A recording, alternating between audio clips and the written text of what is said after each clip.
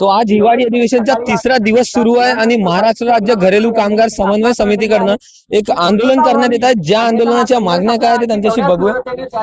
महाराष्ट्र राज्य घरेलू कामगार समन्वय समिती ही 2015 पासून महाराष्ट्राच्या 17-18 जिल्ह्यांमध्ये काम करते आणि त्यांच्या मुख्य मागण्या म्हणजे ह्या घरेलू कामगार ज्या दुसऱ्यांच्या घरात जाऊन झाडू पोछा बर्तन ह्या सगळ्या गोष्टी साफ करतात, सेवा देतात, मुलांना सांभाळतात, मालिश करतात, ह्या सगळ्या महिलांसाठी आम्ही मागच्या 2015 पासून ही समिती गठीत केली.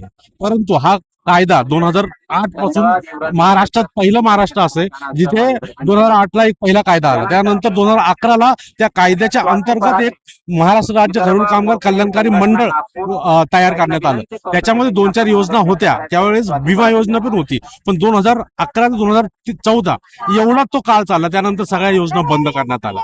आता त्यानंतर 2015 ला आम्हाला काळ अरे सगळ्या बंद आहेत तर आपण आवाज उचलला पाहिजे. मग 2015 ते आतापर्यंत आम्ही लढतोय आणि आतापर्यंत आम्ही 40 पेक्षा जास्त संघटना आम्ही या समन्वय समितीमध्ये आहोत आणि 18 जिल्हे याच्यामध्ये सामील आहेत. तर आज आम्ही या तिसऱ्या दिवशी हिवाळी अधिवेशनाच्या नागपूरमध्ये आलोय.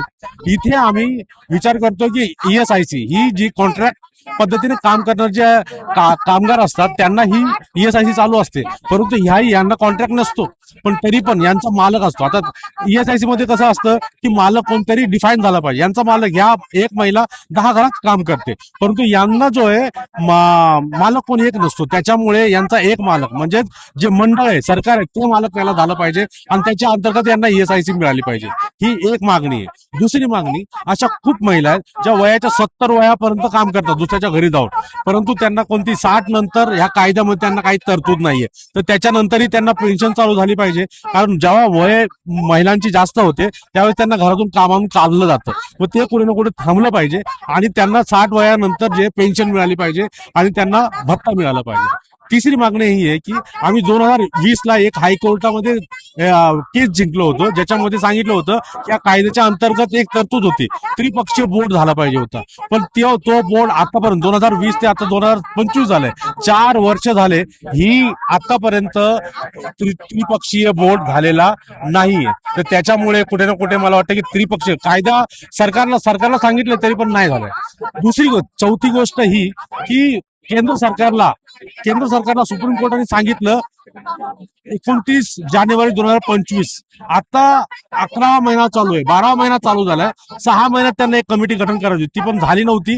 त्यानंतर झाली, पण त्यांना एक रिपोर्ट सांगितला होता 6 महिन्यात द्या सुप्रीम कोर्टामध्ये, त्यांनी आतापर्यंत दिला नाही. आता तो रिपोर्ट मध्ये काय अपेक्षित होतं की एक कायदा राज्य, ऍक्च्युली महाराष्ट्र असे राज्य आहे जे पहिला कायदा काढला, परंतु देशा पातळीवर एकही कायदा नाही. तर तो कायदा सुप्रीम कोर्टाने केंद्र सरकारला सांगितलं की तुम्ही बनवा. तर अशा आमच्या मागण्या आहेत, तर त्या सगळ्या मागण्या पूर्ण झाल्या पाहिजे. त्या अनुषंगाने आम्ही आज सकाळी पण एका नेत्याला भेटलोय.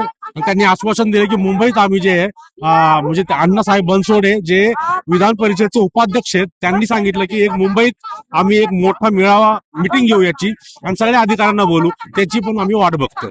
तुम्ही 2015 पासून या समित्या आणि आंदोलन करून राहिलेले आहे, तर त्याच्यामध्ये आतापर्यंत कुठे तुमचे पाऊल आता कुठपर्यंत पडले आहे, समोर कुठपर्यंत आले आहे? तसं आम्ही ऍक्च्युली काय केलं, आम्ही 2-4 लोक होतो आधी 2015 मध्ये, 2-4 संघटना, पण त्याच्यानंतर आम्ही महाराष्ट्र दौरा केले आणि प्रत्येक संघटनाला जोडून घेतलं. त्यानंतर आम्ही खूप मोर्चे आंदोलन, आणि असं नाही की मंत्र्यांसमोर भेटी झाल्या नाही, मंत्र्यांसमोर भेटी झाल्या, जे GR होते त्रुटीचे, त्या GR मध्ये आम्ही सजेशन दिले आणि त्याच्यावर त्यांनी काम केलं, अंमलबजावणी केली, परंतु धोरणात्मक नव्हतं. ते जस्ट कल्याणकारी, अरे हो कल्याण भेटलं पाहिजे, 10,000 सन्मान एक टाइम दिला पाहिजे, तो दिला पाहिजे, चला देत आहेत, परंतु ते काय परमनंट सोल्युशन नाहीये, कायमस्वरूपी सोल्युशन काहीच देत नाही. तर आम्हाला काय पाहिजे, सामाजिक सुरक्षा मिळाली पाहिजे आणि धोरणात्मक बदल झाला पाहिजे.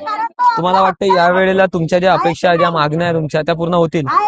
आम्ही आशा करतो. आता ह्या सरकारने ऍक्च्युली मागच्या म्हणजे पॉझिटिव्ह आहेत सरकार, असं काय नाही की नाही, परंतु त्यांनी ऐकून याच्यावर अंमलबजावणी केली पाहिजे.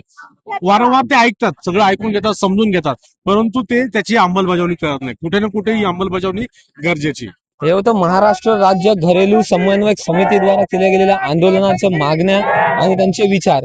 तुम्हाला काय वाटते ते कमेंट सेक्शन मध्ये कमेंट करून सांगा. कॅमेरामॅन प्रवीण सूर्यवंशी सोबत मी अनुराग नंदकिशोर शिंदे, महान्यूज 7.